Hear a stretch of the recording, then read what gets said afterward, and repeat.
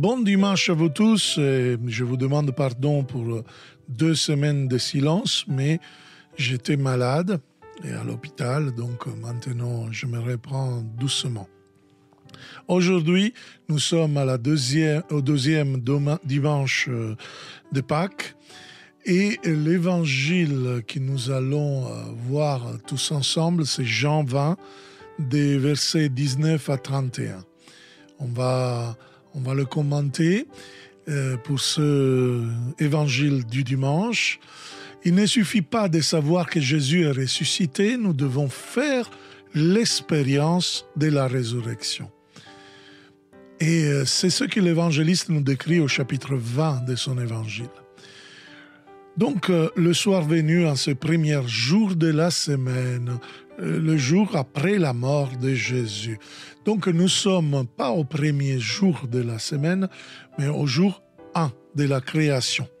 C'est-à-dire que la résurrection de Jésus, dans la résurrection de Jésus, l'évangéliste voit la création nouvelle, définitive, celle qui ne verra jamais le coucher du soleil.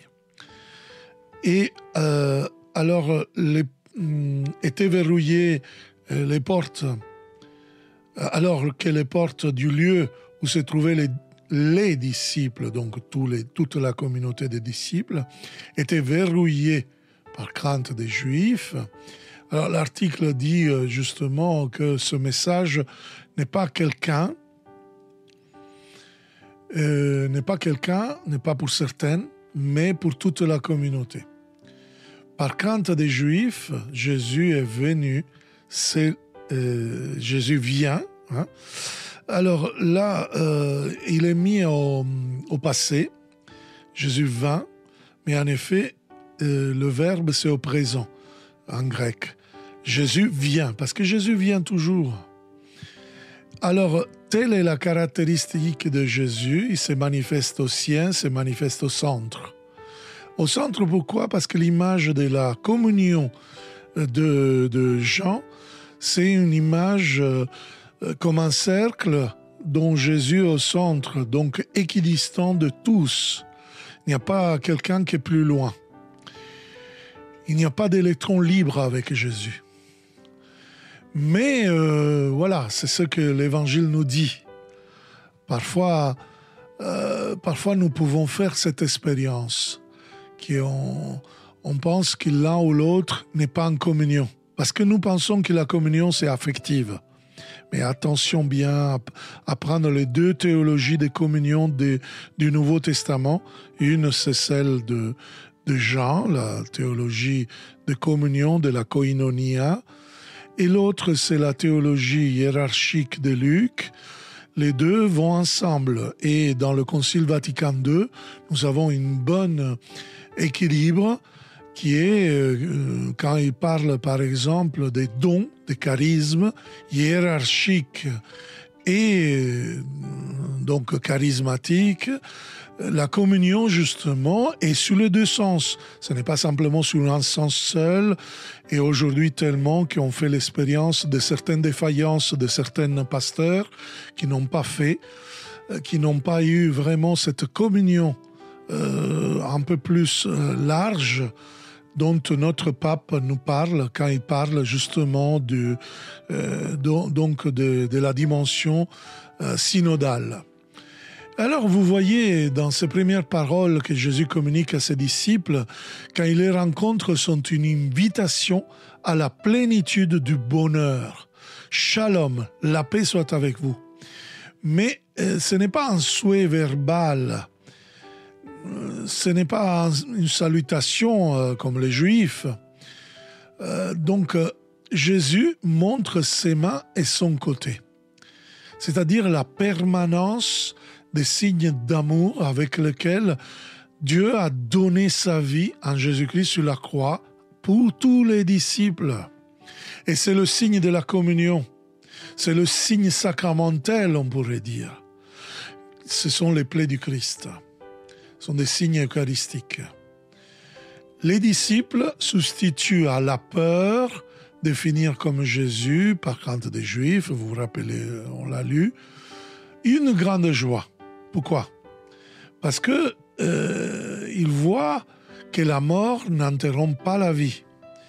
Mais en Jésus ressuscité, il s'épanouit sous une forme nouvelle, pleine et définitive. Eh bien, Jésus répète « La paix soit avec vous ». Et puis, voici le mandat. Le Père a envoyé Jésus témoigner à travers les œuvres de la vie du Père pour communiquer des œuvres qui transmettent la vie aux hommes. Alors, comme le Père, de même que, la version liturgique dit, de même que le Père m'a envoyé, moi aussi, je vous envoie. Donc, nous voyons en effet que le mandat de la communauté est de communiquer la vie à travers des œuvres qui restaurent, enrichissent, encouragent. Nous, on n'est pas des policiers, on est des dispensateurs. On n'est pas des pharaons avec le visage endurci. On n'est pas là pour continuer à rendre plus difficile la vie de l'évangélisation. Parfois, je rigole devant les sketchs de Gad Elmaleh, mais combien il a raison. Que les catholiques, parfois, on est vraiment compliqués. Et parfois, on se complique la vie. Pourquoi ? Parce que, en effet, on ne rentre pas dans cette dimension de communion. Et on n'a pas le courage de parler à cause des erreurs du passé. Donc, on augmente les erreurs.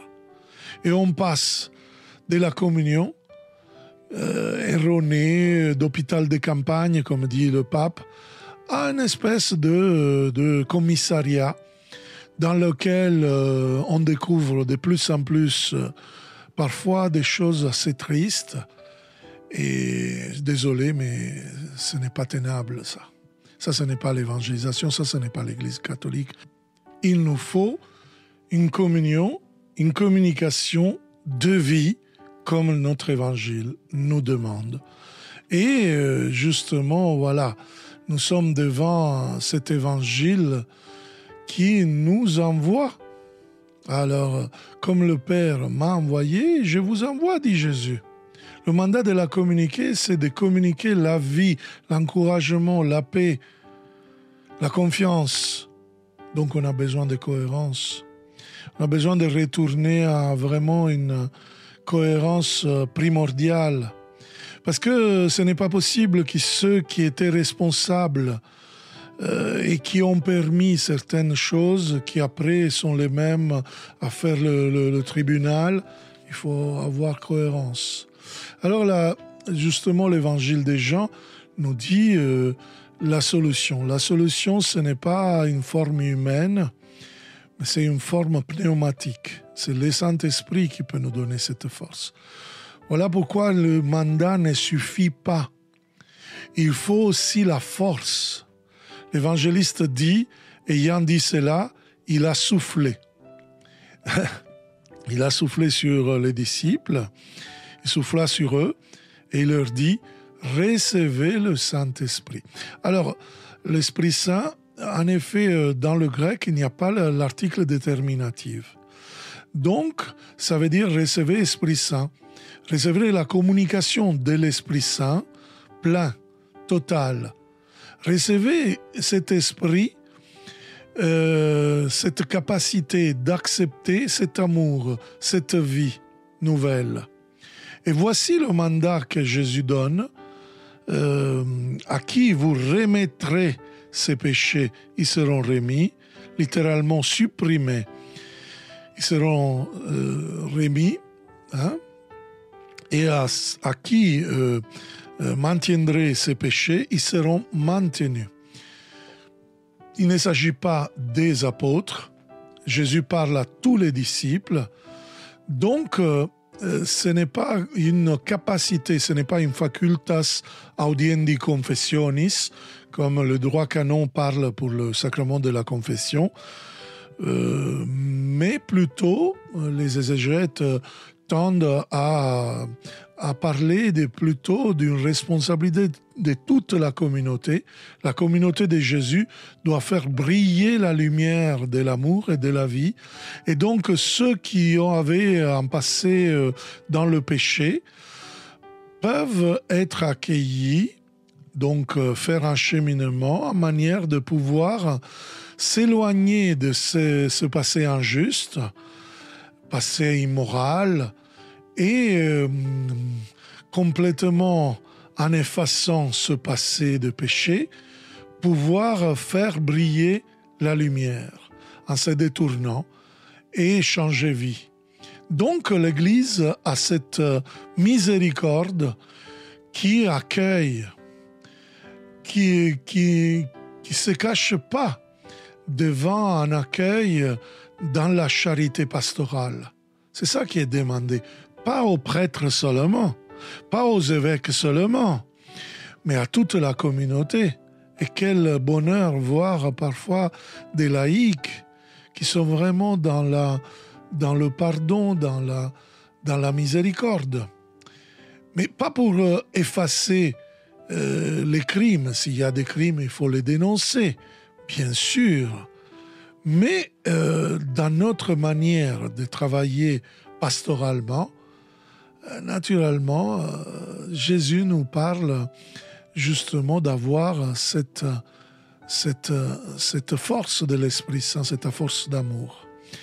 Eh bien, un des 12, Thomas, appelé Didyme, et notre évangile nous traduit le mot grec, donc jumeau. Didyme, en effet, jumeau de qui? De Jésus, parce qu'il avait les mêmes sentiments de Christ. C'était lui qui avait dit « allons mourir avec lui aussi ». Il n'était pas présent et écrit le besoin désespéré de croire. Thomas est rentré dans l'histoire comme le disciple incroyant, comme celui qui ne touche pas, mais il n'a pas touché. Il crie simplement quelque chose, il veut provoquer une expérience de la résurrection. Si je ne vois pas dans ses mains la marque des clous, si je ne mets pas mon doigt dans la marque des clous, si je ne mets pas la main dans son comté, je ne croirai pas. Vous voyez, en réalité, c'est une profession de foi, c'est provoquer la foi. Et nous voyons 8 jours plus tard, donc encore une indication de la résurrection, le 8, chiffre qui indique la vie indestructible. C'est une semaine plus tard, la communauté célèbre l'Eucharistie. Jésus n'accorde pas d'apparition personnelle au privé. Désolé pour tous ceux qui aiment beaucoup les apparitions personnelles, mais dans l'évangile déjà, nous voyons que Jésus il se manifeste dans la communauté, ensemble. Voilà la communion des gens. Et c'est dans l'Eucharistie qu'il se manifeste. Eh bien, à Thomas et ensemble, tous les disciples présents, Jésus se manifeste en se tenant au milieu et revient avec le souhait de la plénitude du bonheur. Et il souhaite « la paix soit avec vous ». Jésus vient. Il vient toujours. Jésus ne vient pas dans le passé, vient toujours. Il a une présence habituelle dans sa communauté, présence eucharistique. Et puis il invite Thomas à faire ce qu'il a dit, à faire l'expérience. Mets ton doigt. Qu'est-ce qu'il fait Thomas? Non, ne met pas son doigt. Il va faire la plus grande profession de foi de toute la Bible. Mon Seigneur et mon Dieu. Donc Thomas n'est pas simplement pas incrédule, mais il est un grand croyant. Il reconnaît en Jésus Dieu, le Dieu que Jean avait dit à la fin du premier chapitre du prologue, personne ne l'a jamais vu. Thomas a pu le reconnaître sans le toucher. Voilà pourquoi la béatitude de Jésus après. C'est la deuxième dans l'évangile de Jean. La première était la béatitude à la fin du lavement des pieds, qui était un peu la béatitude « Heureux êtes-vous si vous le ferez aussi », si vous vous servez les uns les autres. Maintenant, l'autre béatitude est « Heureux ceux qui n'ont pas vu et ont cru ». Donc Thomas n'a pas vu et il a cru, parce qu'il n'a pas fait l'expérience, il n'a pas mis son doigt. Il a directement dit, et c'est beau le tableau flamand célèbre, où justement Thomas, Jésus tire son doigt vers sa poitrine et Thomas presque aveugle qui regarde ailleurs. C'est vraiment ça. Celui qui pratique un amour qui devient service aux autres est béni parce qu'il se greffe en Jésus, en communion, dans l'Église, en qualité de vie et donne de la vie. Il n'est pas quelqu'un qui est un policier, il est un dispensateur de vie. Nous n'avons pas besoin de voir, de faire expérience et pourtant, l'évangile des Jean nous dit que Jésus nous propose cette expérience. Et celui qui croit voit. Donc la foi ouvre à l'expérience. Et l'expérience ouvre à la foi. C'est le défi de Jésus qui nous dit l'évangéliste. Et l'évangéliste conclut ce passage en disant « Jésus a fait beaucoup d'autres signes qui ne sont pas écrits dans ce livre ». Qu'est-ce que signifie cela ? C'est notre expérience. C'est ce livre que nous devons écrire. C'est ce témoignage que nous devons faire. Mais tout cela a été fait afin qu'en croyant, en aimant la vie que Dieu nous a donnée en Jésus-Christ, vous puissiez avoir la vie. Et il utilise le mot grec qui indique la vie définitive, la vie capable que vaincre la mort, en son nom, c'est-à-dire dans le nom de Jésus.